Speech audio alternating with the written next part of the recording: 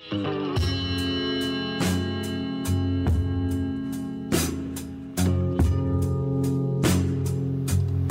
there, I'm Fabban, ABORYM's bass player and singer, and I also look after some programming stuff, and I am fucking happy and glad to be here at CobraMetal.Net.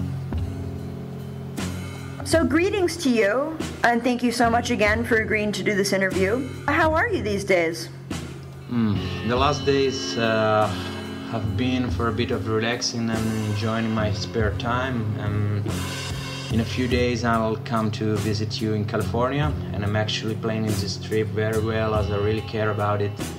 Also because for many reasons I didn't manage to do it during the last couple of years. I think it's a well-deserved holiday, I'd say, as during the past few months I've been working very hard on a new ABORYM's album that will be recorded in October. Right now I just want to enjoy my holidays, you know, Venice Beach, liters of alcohol on the seashore, and gigs and Dr. Pepper, and of course swimming pools. I guess I should head for a couple of days to Vegas to throw some cash away at the Flamingo Casino. Tell me about the music that you're going to be adding to this interview. How did you choose that, and what are we listening to? Well, I choose some Lynch backgrounds, you know. As you might know, I love David Lynch, and I found him extremely erotic and sinister and mysterious even in music, so I really love him.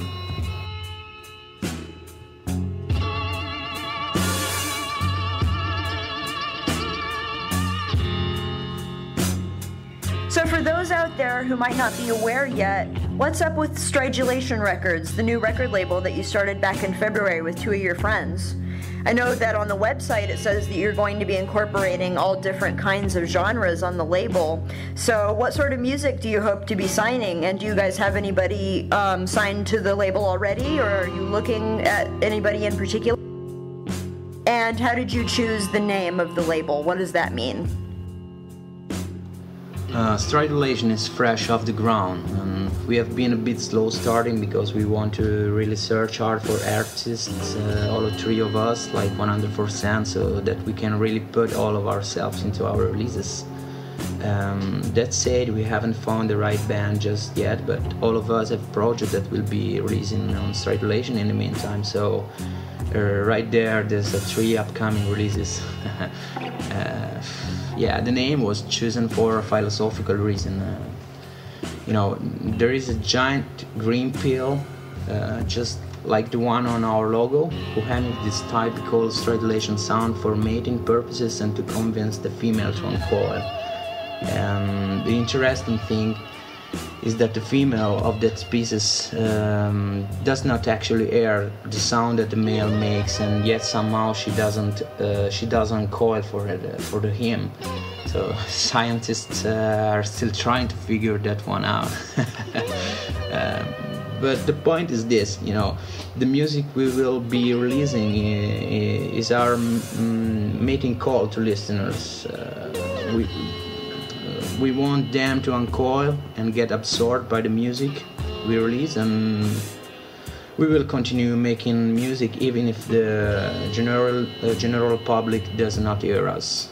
So in other words, or maybe in business terms, the fact that people don't care or don't buy CDs won't stop us from coming out with amazing music for those who actually do really care. I know you have very diverse musical tastes and influences, so what was the turning point for you when it came to determining the musical style that ABORYM would embody? Yeah, it's kind of hard to answer to this question. Our roots are calcified in metal, of course, not extreme metal, but grindcore, death metal, punk, hardcore, or thrash metal, or heavy metal, or hard rock. During these years, we try to merge our musical taste to play something that we really like. So that's how ABORYM were born. we've always followed our instinct as well as our passion for the music, and always in a very open-minded way, without following any rules or give ourselves any limits, you know. And during these years, I guess that this bravery has been rewarded, and it seems like there are many ABORYM fans all around the world, and I would really like to offer them all a fresh pint of beer, but it looks like it's impossible. And I will surely offer you one when we will meet at Whiskey A Go Go. Of course I will do it. I've heard from a lot of other Italian musicians that there is not much support for extreme music, you know, particularly harder industrial rock and metal back in Italy. So, especially since ABORYM is a fusion of these styles, would you agree that Italians are not very welcoming to your music? And why or why not? Yeah, surely we do have lots of problems in Italy, and it's really hard to do any single things in this country, so forget about organizing professional gigs here. I know quite well the feeling of many Italian bands who have to deal with so many problems and try to get out of this mess. Yeah, in the past I faced many issues myself, so unfortunately only Italians live in Italy, and those are the Italians with a shitty, fucked up brain, so people can only create problems. Yeah, luckily enough, ABORYM is a band with quite many followers, and when we played in Italy in the past, we have always been treated as we deserved, and we have always received what we came to, and our gigs went always very good, very well. So after many years we can finally decide if playing or not, and you know, taking consideration of the money, the location, you know, the organization, hotels, and all the rest. And this is not a rock star attitude, you know. To put up great gigs, if there's a necessity for hard work, both for the artist, then from the organization or the management side. So it's not definitely a rock star attitude at all.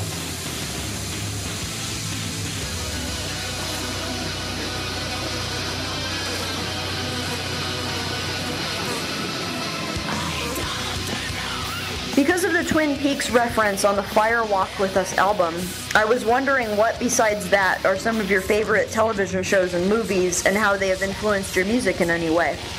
Yeah, I don't watch TV too much. Here in Italy, TV is just disgusting, and I don't like it at all. On the other hand, I'm still a genuine fan of 80s porn. My favorite movies are Lynch's movie, and all of them really. I also like Jodorowsky, 80s horror filmography. Yeah, a couple of days ago I watched a very nice movie called Bubble with Brad Pitt. It's a great movie.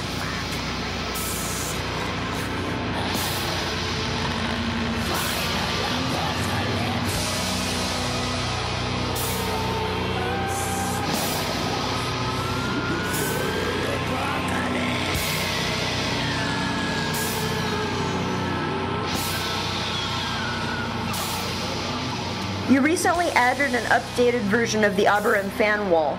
What is the most surprising location that you've had fans' submissions from? Yeah, India, Philippines, and it seems we received a picture of a fan who lives on the Himalaya. So it's very good, and it's amazing to know that there are people in every part of the globe who listen to our music. Does being really connected to your fans online, thanks to websites like MySpace and Facebook, have any impact at all on your work as a recording artist? Well, no, but I always try to be there for our fans. At the end of the day, it's thanks to them that we sell our albums. It's them who buy our shirts, and it's them who will join our concerts. So I insist. I'd love to know each one of them, you know. so many of them are constantly writing to us, and I always try to answer to us as many as possible. But unfortunately, I don't have too much time for these things, but whenever I can, I really enjoy keeping in touch with them. So we really have amazing fans, actually. Who in the music industry, whether you have actually worked with them yourself or not, has taught you or inspired you the most, and why? I really like what Steven Wilson from Porcupine Tree and Mike Patton do with their labels, the Headphone Dust and High Cake Recordings. Yeah, I can say they are my spiritual guides for my Strangulation records, and I hope I will be able to do half of what these guys did. 20 years of ABORYM. Is there anything special planned to celebrate this grand anniversary? And how do you feel when you look back at all these years and all the work that you've done with this band? I can't reveal much right now, otherwise our label might send me a bomb via mail. As you might know, yeah, we will print out a huge poster with our fans' pictures, and we also prepared a song realized with brave samples, lyrics, grooves, and much more our fans sent us. And besides these things, there will be more surprises, of course, but everything at its time. I can only say that this album will be very, very special, and it will be for our fans. This album will be all for them. And for the rest, I don't look back to the past. I like to look at the past only in order to avoid the same mistakes again. After that, I always prefer to look forward and follow my path. You also said that you have picked the cover artwork for the new album. Can you give us any hints about that? Even if you can only reveal the name of the artist or the theme behind the cover artwork. Well, like always, I look after ABORYM's artwork, and these very days I'm working on the cover of our new album, and I'm loving it. Yeah, it will be very, very particular and modern, classy, and I still have lots of work to do, but I'm very, very excited about it, and something very, very interesting is coming out of it, trust me. And how about the new album itself? Are there any guest appearances, and who else was involved in its creation? Another question to which I can't really answer. For now, I can't reveal all the details of this new album, but musically, it's the most surprising album we created during the past few years. It's gonna be a very powerful album, dynamic and mature, much more direct than Psychogrotesque, very cold in its dynamics, and at the same time warm, very warm in its atmospheres. Yeah, I can't wait to record it. I'm counting the days, really. Have you chosen a title for the new album yet? Of course, but I can't reveal it. As well, if you get me drunk in California, I will give you the exclusive. Yeah, it's a promise. On this upcoming record, did the songs and ideas just flow out of you, or was this a particularly challenging record to make? Where do you think that it stands in relation to its predecessor, Psychogrotesque? No, it's a teamwork as usual between me and the guitarist Paolo Fieri. Yeah, there's a fantastic feeling. We work together very well. Music comes out naturally when we compose. And during the past, we worked on new tracks starting from the lyrics. While this time instead, we're working the other way around, you know. And in many tracks of the new album, we started from the synthesizer and keyboards to create guitar lines, and I can assure you the result is fucking amazing. And it's the first time we work in this way, and a new way opened for us, a sort of new way of working and creating music. Yeah, and as I said before, the new tracks of this new album are more direct, than in psychogrotesque. There will be many different shades and details, both musically, then at sound and orchestration level, and it will be very, very amazing album. You will see.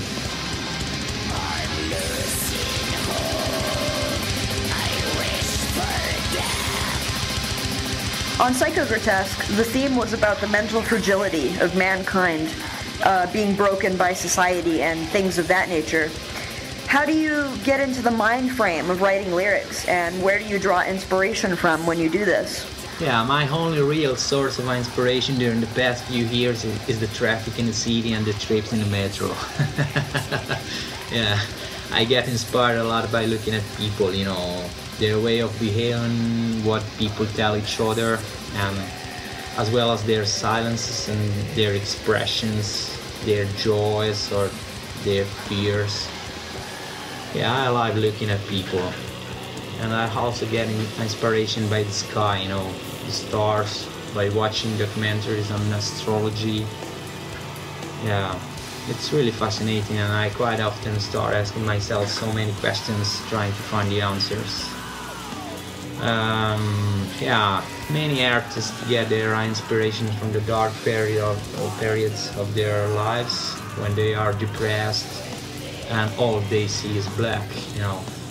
Well, I managed to get my inspiration instead from people, yeah, from the sky at night, or I don't know, simply from some graffiti, or from paintings or pictures or a movie. Yeah, I like observing, you know, I'm a very curious person and I get fed through ideas. So is the record actually finished now, or how much more work needs to be done?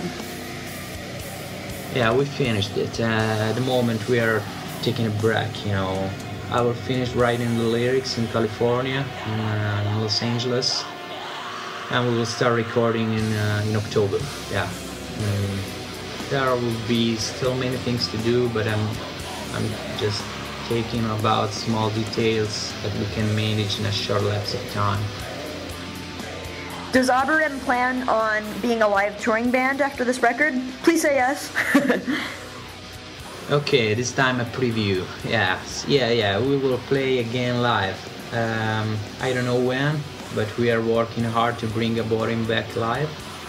And after the release of the album, ABORYM will be back playing live on European stages.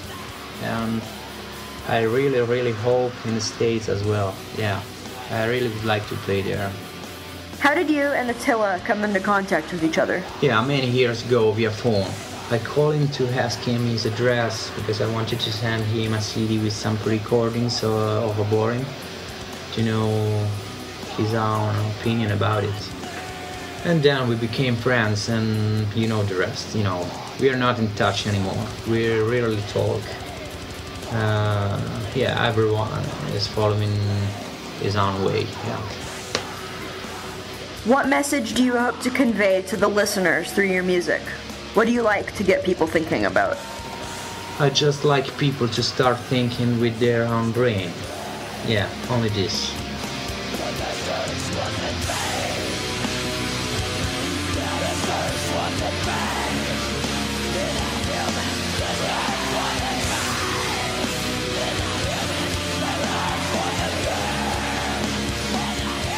What are some of your passions and interests outside of music? I see that you attend lots of live shows, and that is awesome. Yeah, I like to go to concerts because I'm the spectator there and I don't have to work hard. No sound check, no pause. Yeah, so far I'm doing many things in my free time. Yeah, I recorded some piano passages for a group of friends called Drawing Ashes. It's a fucking amazing band, and I can't wait for their album to be out, and I can assure I'm listening to it 5-6 times a day. And I also recorded some stuff for a Diabolicum's track. I'm writing an intro for my dearest friend band called Zedder's Coffin, and I have some other collaboration in between. Furthermore, as you know already, I'm I'm just planning the future of Strangulation Records. Here and there I work on a radio for a program called Mosh Pit. A few days ago I accepted an offer from an Italian magazine called Rockerilla, and this means I will continue my career as a journalist as well. So it's very cool for me. I'm very happy. As you might have noticed, I really don't have much free time, so when I can, I love to watch movies from my armchair. I love traveling, reading, or cooking and having dinner in very expensive restaurants in Rome. I love spending my evenings in lounge bars.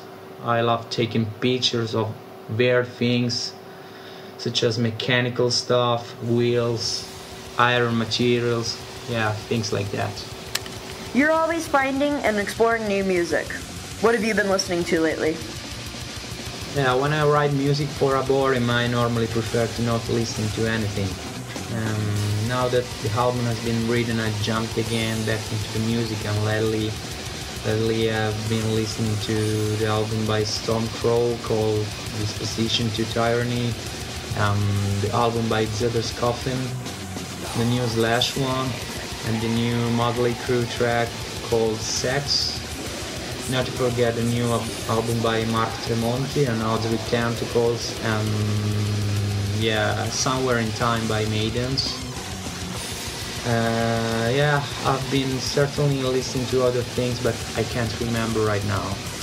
Is there anything in particular that you would like to talk about, announce, or address to the fans today? I just want to leave and join you guys in California, and I'm sure it will be an amazing holiday for me. I can't fucking wait. I'd like to thank all those people who follow us on Facebook and Twitter and all the other websites. Thank you so much for this interview, Leja, and thanks to each and every one of you guys at CobraMetal.Net. Okay, I will see you in the city of sin. See you. Thank you again. Thank Bye. you so much, Fabban. I totally appreciate it, and I hope you enjoy your time here when you come to California. We can't wait to see you.